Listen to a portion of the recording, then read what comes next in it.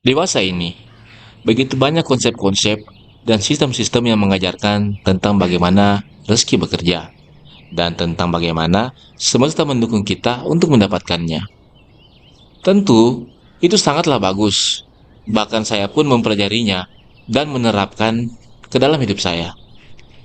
Namun terkadang kita melupakan suatu sistem dasar alamiah yang realistis tentang bagaimana kita memantaskan diri kita untuk menerima segala sesuatu dengan layak. Sehingga, sekeras apapun kita menarik rezeki itu, yang masuk ke kita hanya sesuai dengan kapasitas dan kepantasan yang kita punya.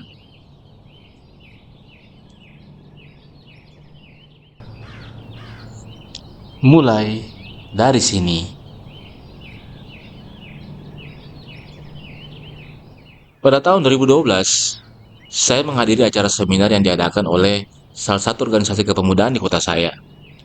Seminar yang berisi tentang bagaimana mengubah cara pandang kita terhadap kehidupan dan juga korelasinya terhadap rezeki. Acara yang berlangsung selama 12 jam ini sukses membuat saya mendapatkan sebuah ilmu pengetahuan yang dengan izin Allah berhasil merubah hidup saya sebanyak 2 kali. Sebuah pengetahuan yang fundamental, ilmu yang membawa kita masuk ke dalam God konsep, dan bagaimana kita menjalani hidup secara sistematik dan terstruktur. Sebuah konsep non-akademik yang berisikan tentang hal-hal umum dan sederhana, namun sangat bermanfaat untuk saya dan banyak teman saya dalam memulai perjalanan hidup sebagai pengusaha. Bagi teman-teman yang sedang memulai hidup sebagai pengusaha atau yang sedang berusaha bangkit dari keterpurukan, coba nonton video ini sampai habis. Mungkin saja ilmu ini juga bermanfaat bagi kalian.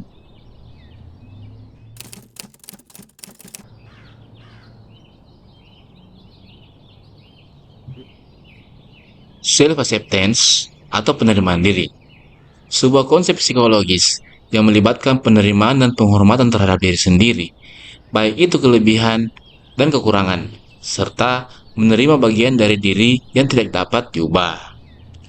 Dalam Islam sendiri, penerimaan diri ini adalah bagian dari qanaah yang dapat membuat kita bisa menerima diri kita apapun takdir kita. Penerimaan diri dapat menciptakan sebuah transformasi yang akan membuka pintu menuju kehidupan yang lebih lapang, memuaskan, dan penuh makna. Sehingga kita akan bisa menjadi lebih menghormati diri kita dan juga lebih bijaksana dalam mengelola masalah menjadi kebaikan. Yang tentunya pada akhirnya bisa membuat kita lebih mengerti diri kita itu sebenarnya bagaimana, kemampuan kita apa, tujuan kita kemana, dan apa yang bisa kita lakukan. Hidup bukan hanya tentang mendapatkan apa yang kita mau dan bagaimana mendapatkannya, tapi juga bagaimana kita memantaskan diri kita dulu untuk siap menerima segala sesuatu yang kita inginkan. Seperti ketika kita meminta hujan, apakah kita telah siap akan lumpurnya atau banjirnya? Atau ketika kita meminta mobil, apakah kita telah menyiapkan garasinya atau sudah siap dengan biaya perawatannya?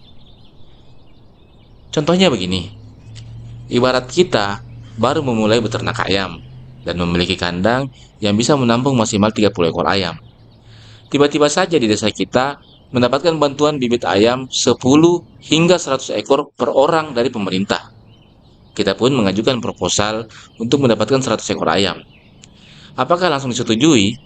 Tentu tidak, karena pasti pihak pemerintah akan melakukan survei untuk melihat kapasitas kita bisa sampai berapa.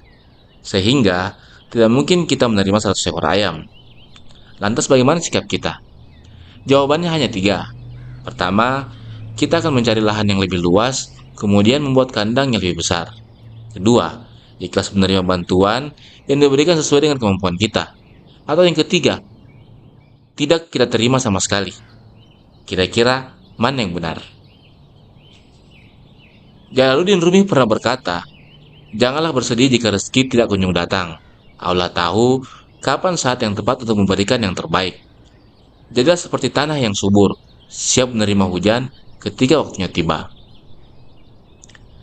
Begitu pentingnya ilmu ini, sehingga selalu dijadikan metode dasar dalam pengembangan psikis oleh para psikolog-psikolog hebat di seluruh dunia.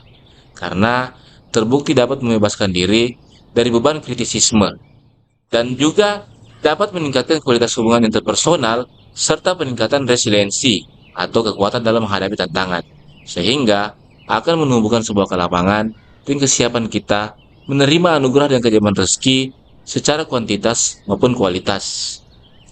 Menerima diri apa adanya tentu sangat sulit, tapi tidak bisa menerima diri membuat hidup akan lebih sulit.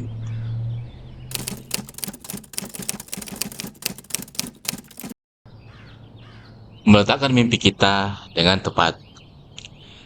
Mimpi yang besar tentulah membutuhkan effort dan perjuangan yang juga lebih besar. Bisa saja Allah dengan mudah memberikan sebuah jalan pintas untuk menggapainya. Tapi kembali lagi, itu bukanlah ranah kita, apalagi membahas atau memasukinya. Secara normatif, untuk mencapai mimpi kita agar tidak kejauhan, tentu kita harus realistis terhadap bagaimana kualitas kita saat ini. Nah, bagaimana cara kita untuk realistis? Salah satunya adalah dengan menciptakan sebuah mimpi jangka panjang, kemudian memecahnya menjadi mimpi jangka pendek atau menengah secara terstruktur. Sahabat saya pernah berkata, buatlah mimpimu sebanyak mungkin, dan letakkan dia secara berurutan seperti anak tangga, dimulai dari yang terdekat yang bisa kamu raih. Kemudian, sampaikan kepada Tuhan secara detail satu persatu. Setelah itu, lupakan dan kembalilah kepada realitasmu sebagai manusia biasa. Jangan kamu ungkit, apalagi meminta kembali. Sabar dan percaya akan kebaikan dan keajaiban Tuhan. Dengan melakukan hal tersebut, maka seburuk-buruk hasil yang kita dapatkan adalah kita semakin dekat dengan mimpi kita. Membagi mimpi itu bukanlah hal yang mudah, namun kita bisa memulainya dari yang termudah. Memulai dengan menumbuhkan belief system atau sebuah keyakinan bahwa Allah akan membantu dalam mencapai semua mimpi-mimpi baik kita, kemudian realistis terhadap keadaan kita, kualitas kita bagaimana, dan kemampuan kita seperti apa, sehingga dapat menumbuhkan sebuah keyakinan kalau kita adalah individu yang berkomitmen pada pencapaian segala mimpi. Langkah pertama, membuat suatu manajemen masalah tentang mimpi kita. Apa saja yang akan menjadi penghalang terhadap pencapaian kita.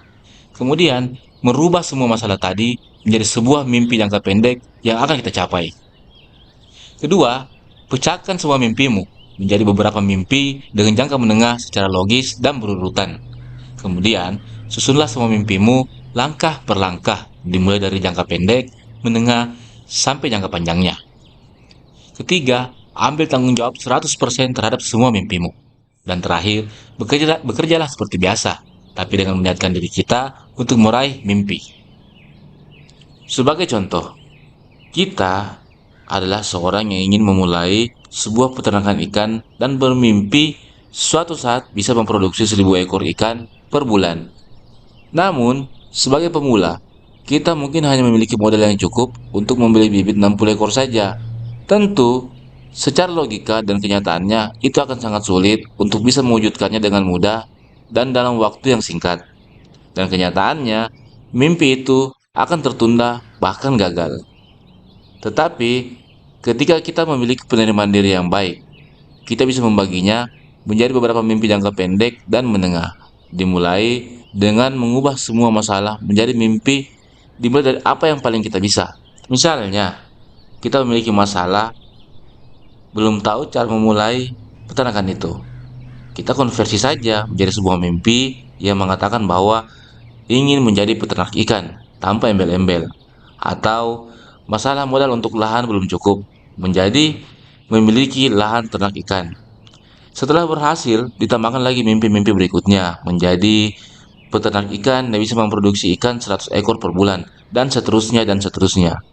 Dengan membaginya seperti ini, parameter mimpi kita pun menjadi lebih kecil, sehingga jarak bahagia dan sukses kita menjadi lebih dekat, sesuai dengan urutan mimpi kita. Walaupun dengan lebih banyak langkah dan proses, namun mimpi kita bisa lebih jelas dan terarah. Ali bin Abi Thalib pernah berkata, jadikanlah mimpimu sejelas langit malam, agar setiap bintang dapat membimbingmu.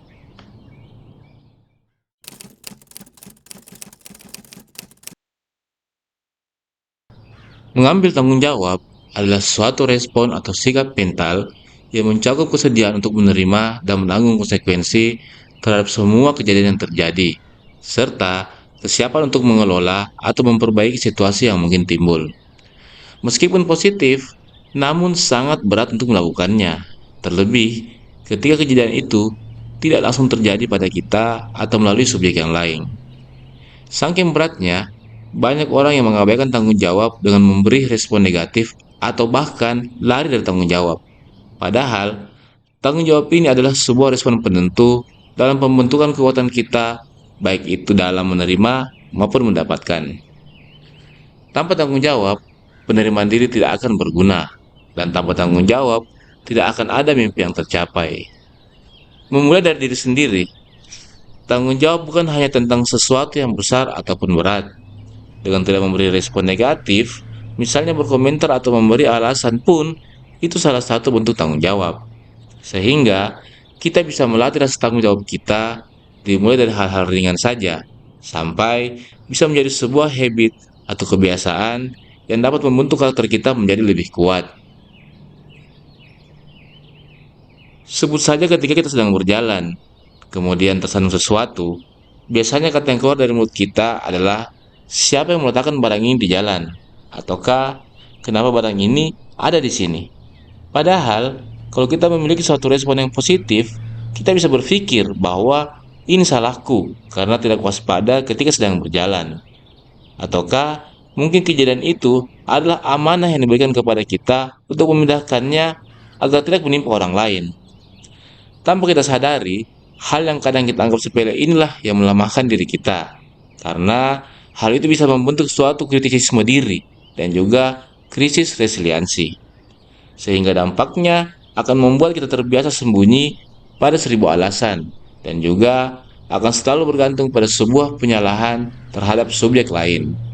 Semua masalah yang terjadi pada kita, anak kita bandel, istri kita malas sholat, karyawan kita nyolong, dan banyak masalah lain, itu semua adalah kejadian yang memiliki alasan dan hukum sebab akibat pada kita. Sehingga kita memiliki kewajiban untuk meletakkan tanggung jawab kita pada masalah tersebut.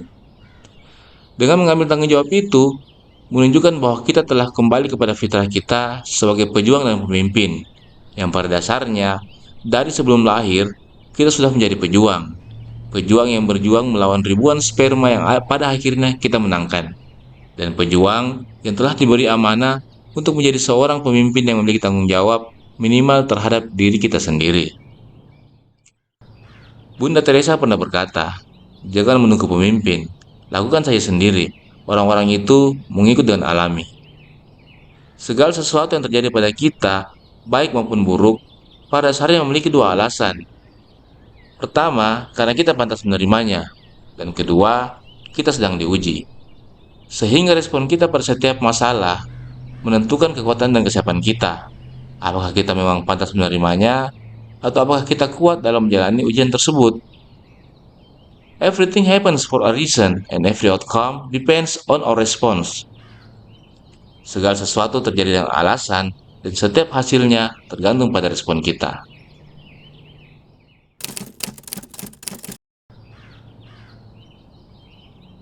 Kita tidak akan pernah bisa menciptakan sebuah keajaiban, tapi dengan penerimaan diri yang baik, membangun mimpi yang tepat, dan berani bertanggung jawab, akan menciptakan sebuah harmoni yang bisa membawa kita ke sebuah ruang lapang dan terang yang dikelilingi oleh struktural yang kuat untuk siap menerima dan menarik semua keajaiban dari Tuhan.